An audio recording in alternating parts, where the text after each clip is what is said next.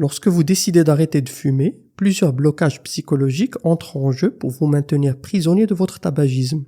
Lever ses freins mentaux est une condition nécessaire pour réussir son sevrage. Au cours de cette vidéo, nous allons identifier ces freins pour que vous puissiez les repérer et les surmonter. Bienvenue sur Cigazero, la chaîne qui vous aide à arrêter de fumer sans souffrir en s'appuyant sur des données scientifiques.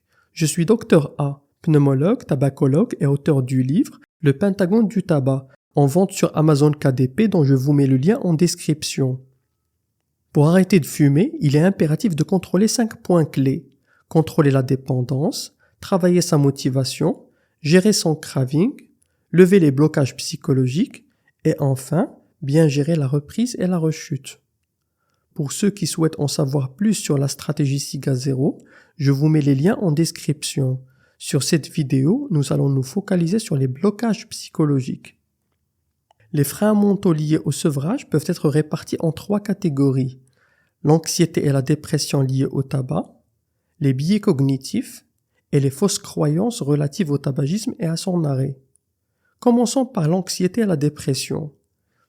D'un point de vue purement statistique, l'OMS nous dit que 3,8% de la population mondiale souffre de dépression. Mais si nous prenons que les fumeurs, ce chiffre passe à 7%, donc pratiquement le double. C'est curieux quand on sait que le tabac possède un effet antidépresseur et anxiolytique. En effet, quand vous fumez, vous soulagez la tristesse et le stress. Mais de l'autre côté, le tabac dérègle le centre de la récompense, ce qui entretient le problème et ne fait que masquer les symptômes. C'est exactement comme prendre de l'aspirine pour soulager un mal de tête. Ça soulage, mais ça ne traite pas la cause derrière. Une grande partie des fumeurs sont dépressifs et anxieux, mais ne s'en rendent pas compte puisqu'ils utilisent la cigarette comme traitement. Ils n'en prennent conscience que lorsqu'ils veulent arrêter de fumer. C'est là où ces troubles prennent le dessus et rendent le sevrage particulièrement difficile. Ce qu'il faut faire, c'est avant de commencer le sevrage, il est crucial de repérer ces caractères dépressifs et anxieux. Pour cela, nous disposons d'un questionnaire qui permet de dépister la dépression et l'anxiété, que même les professionnels de santé utilisent. C'est ce qu'on appelle le test HAD, dont je vous mets le lien en description. Il est important de noter que ce questionnaire permet un dépistage, mais ne permet en aucun cas le diagnostic de la maladie. En clair, ce test permet de suspecter une dépression ou une anxiété, mais ne confirme pas la maladie. Pour poser un diagnostic, il faut impérativement l'avis d'un spécialiste. Donc, devant un test HAD positif, il faut consulter un médecin avant d'entamer un sevrage. Le deuxième blocage mental quand les gens désirent arrêter le tabac sont les biais cognitifs. Les biais cognitifs sont des erreurs de logique commises par votre cerveau qui conduisent à des raisonnements aberrants. Il existe une centaine de biais cognitifs décrits à ce jour, dont plusieurs entrent en jeu lorsque vous désirez arrêter de fumer. Et nous allons en citer quelques-uns pour que vous puissiez les repérer et vous en méfier. Le biais du statu quo, qui correspond à la préférence exagérée pour sa zone de confort. Votre cerveau trouvera toujours de bonnes excuses pour ne pas en sortir. Il est très fort pour ça. La surgénéralisation consiste à établir une règle générale à partir d'un fait spécifique. L'exemple type dans le tabac est le fait de dire « La dernière tentative de sevrage n'a pas marché, pourquoi celle-ci marcherait ?» La minimalisation et la maximisation, c'est la tendance à minimiser ou maximiser la portée d'un événement. L'exemple type est lorsque vous décidez de ne plus fumer et que vous vous retrouvez dans une situation à risque de consommer, comme une fête où tout le monde fume par exemple. Votre cerveau aura tendance à minimiser la reprise avec une pensée automatique du genre « Aujourd'hui c'est la fête, j'en fume une et demain j'arrête ». Cette pensée-là correspond au biais de minimalisation.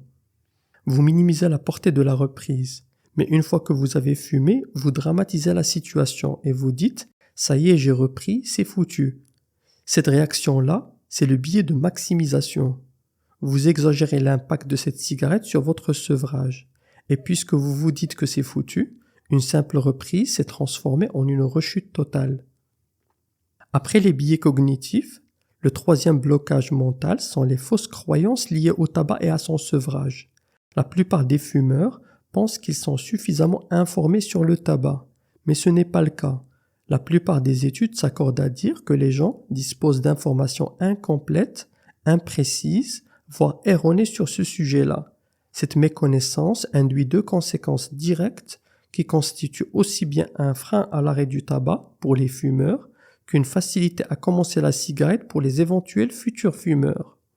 La conséquence 1 est une mauvaise perception du risque lié au tabac, et la conséquence 2, une moindre perception des bénéfices tirés de l'arrêt. Pour la mauvaise perception du risque, une des idées les plus courantes est que le tabac ne peut pas être si dangereux qu'on le dit, puisque beaucoup de fumeurs vivent très vieux. Ce raisonnement est absurde.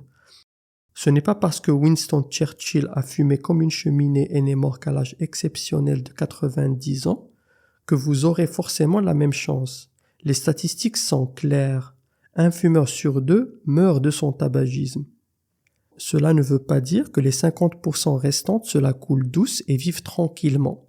Loin de là, ils souffrent d'insuffisance respiratoire, cardiaque, de troubles érectiles et j'en passe.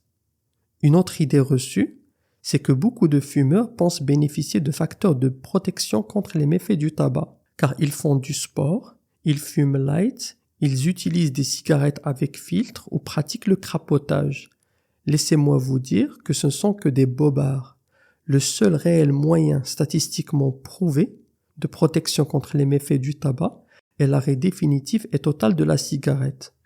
La principale raison pour laquelle notre perception du risque est totalement faussée est ce qu'on appelle le syndrome d'invulnérabilité, qui permet à l'individu, lorsqu'il prend un risque délibéré et volontaire, de diminuer le niveau d'anxiété lié à ce risque. Ce syndrome, aussi appelé le biais de l'optimisme, est un moyen de défense psychologique naturel qui permet de ne pas être bloqué lors d'une prise de risque.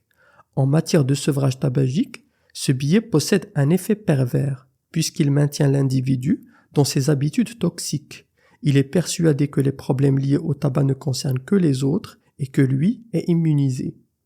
Mis à part la mauvaise perception du risque, les gens ont une moindre perception des bénéfices liés à l'arrêt. Nombreux ceux qui pensent que comme les méfaits du tabac sont d'installation lente et progressive, les bénéfices du sevrage le seront aussi. C'est encore une fausse croyance qu'il va falloir briser. Il faut savoir que quelle que soit la quantité de tabac consommée, et aussi longtemps qu'on est fumé, certains bénéfices de l'arrêt sont presque immédiatement ressentis par l'ex-fumeur. Je n'en dis pas plus sur les bénéfices de l'arrêt, car une vidéo dédiée est prévue. Concernant la prise en charge de ces 3 freins psychologiques, vous vous doutez bien qu'il n'y a pas de médicament pour ça. Par contre, il est établi qu'un individu qui connaît ces pièges psychologiques a moins de chances de se faire avoir puisqu'il les reconnaît lorsqu'ils se présentent à lui, ce qui lui permet de les surmonter. Le vieil adage qui dit qu'un homme averti en vaut 2 s'applique parfaitement à ces distorsions psychologiques. Si vous avez apprécié notre contenu, soutenez-nous en vous abonnant à la chaîne et en activant la cloche de notification. Vos avis et vos commentaires nous aident grandement à améliorer nos contenus. N'hésitez pas à nous en faire part. Sur ce, je vous dis à la prochaine pour une autre vidéo sur Sigazero.